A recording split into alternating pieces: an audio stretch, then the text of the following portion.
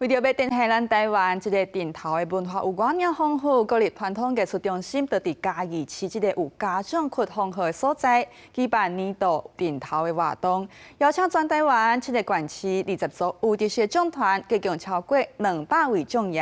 来带民众做伙感受家长文化这个艺术的价值。北家将是家将观众秀顶顶的顶头家将。在时啊，伫嘉义市地总安陆续来拜神。国立传统艺术中心举办的顶头艺术文化展演，高达已经第5届，头摆来到有家长群名号的嘉义市来举办。希望呢，透过呢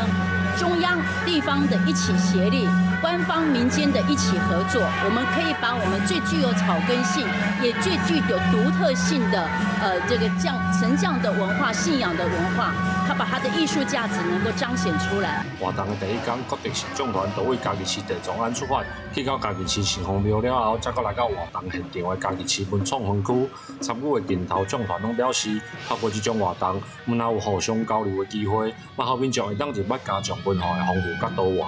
这个很难得，很难得，咱有在邀请全省各地这优质团体来作为来咱嘉义共襄盛举，